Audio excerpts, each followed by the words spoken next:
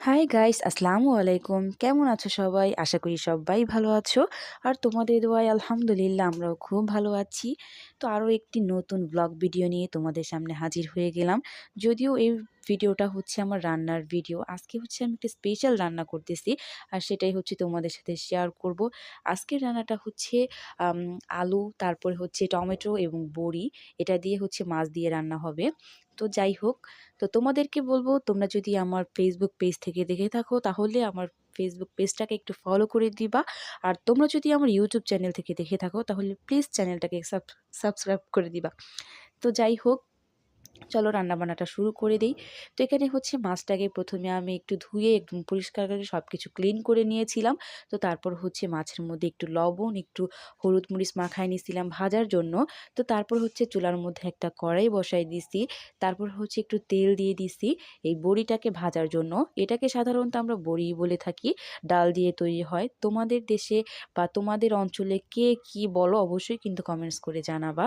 তো যাই হোক, দেখো বড়িগুলোতে কিন্তু বেশ অনেকটা তেল শেষ হয়ে গেছে, অনেকটা তেল কিন্তু খেয়ে নিছে ওরা।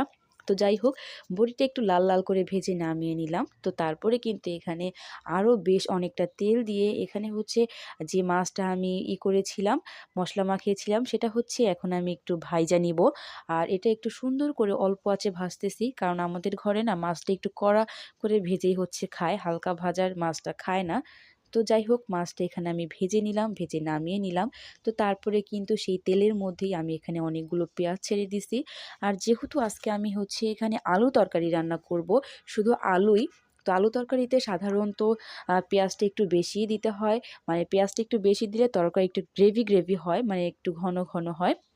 তো এটার জন্য আলু তরকারিতে না আমরা একটু পেঁয়াজটা একটু বেশিই দেই। আমার মায়েদেরকে দেখেছি, মানে আমার মাকে দেখেছি, মা, খালা, তো এদেরকে দেখেছি এভাবেই রান্না করতে। তো তাদের থেকেই হচ্ছে আমাদের রান্না শেখা। তো যাই হোক, পেঁয়াজটাকে একটু নরম নরম করে একটু ভেজে নিব, মানে একটু অল্প আছে, তারপরে হচ্ছে একটু লবণ দিয়ে দিব। আর পেঁয়াজটা যখন একটু লাল লাল হয়ে যাবে, তো সেখানে হচ্ছে একটু আদা রসুন দিয়ে দিব। আর যেহেতু একটা আলু তরকারি আর মাছের, তো সাধারণত সেখানে একটু সামান্য আদা রসুন দেয়া যায়। তো তারপর হচ্ছে এখানে একটু হলুদ, মরিচ, তারপর হচ্ছে একটু ধনিয়া গুঁড়া, সব একসাথে দিয়ে একটু পানি দিয়ে ভালোভাবে কষিয়ে নিলাম। আর মশলাটা যত কষানো হবে ততই তো খেতে ভাল লাগবে, তাই না? তারপরে হচ্ছে এখানে দিয়ে দিলাম আমার আলুগুলো। আর আলুগুলোকে কিন্তু আমি এখানে কোনো মানে পানি রাখিনি, একেবারে ধুয়ে তারপরে পানিটা ঝরায় তারপর হচ্ছে আলুটা দিছি।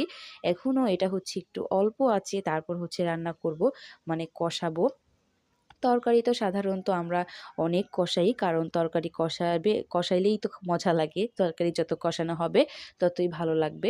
তো যাই হোক, এখানে হচ্ছে তরকারিটা কষানো হচ্ছে। কষানো হয়ে গেলে সেখানে দিয়ে দিলাম পর্যাপ্ত পরিমাণ পানি, মানে যতটুকু সিদ্ধ হতে লাগে। এবং তারপরে আমি যে টমেটোগুলো কেটে রেখেছিলাম সেটাও হচ্ছে দিয়ে দিলাম, যেন একটু খুব ভালোভাবে সিদ্ধ হয়ে যায়। তো তারপরে একটু ঢাকা দিয়ে দিলাম। এটা এখন একটু উতরানো পর্যন্ত অপেক্ষা করব। এই যে আমার তরকারিটা হচ্ছে উতরায় গেছে, এখন আমি এখানে দিয়া দিব হচ্ছে আমার ভাজা মাছগুলো। আমি সবসময় এভাবেই রান্না করি। তো কে কীভাবে রান্না করো অবশ্যই কমেন্টস করে জানাবা। সবার রান্না করার ধরনের স্টাইল কিন্তু এক না। আর আমি কিভাবে রান্না করি সেটাই হচ্ছে তোমাদের কাছে শেয়ার করলাম। তো যাই হোক, এখানে হচ্ছে মাছের সাথে আমি বড়িগুলোও দিয়ে দিব, যেন খুব ভালোভাবে সিদ্ধ হয়ে যায়। আর বড়ি দেওয়ার আগেই হচ্ছে আমি লবণটা চেক করে নিয়েছি, কারণ এখানে বড়ি দেওয়ার পরে আমি তরকারিটা তেমনভাবে কোনো নাড়াচাড়া করব না, তাহলে বড়িগুলো ভেঙে ভেঙে যায়। তো যাই হোক, এই যে দেখো কিছুক্ষণ পরে বড়িগুলো কেমন ফুলকো ফুলকো হয়ে গেছে। মানে এই বড়িগুলো খেতে এত মজা লাগে যা বলার মতো না। তো এই পর্যায়ে হচ্ছে দিয়ে দিলাম আমি একটু ধনিয়া পাতা দেওয়ার পরেই হচ্ছে কিছুক্ষণ পরেই হচ্ছে নামাই নিব। তো এই যে আমার তরকারির হচ্ছে ফাইনাল লুক। তো কেমন হয়েছে তরকারিটা অবশ্যই তোমরা কমেন্টস করে জানাবা। আর কে কীভাবে রান্না করো অবশ্যই কমেন্টস করবা। আল্লাহ হাফেজ, টাটা।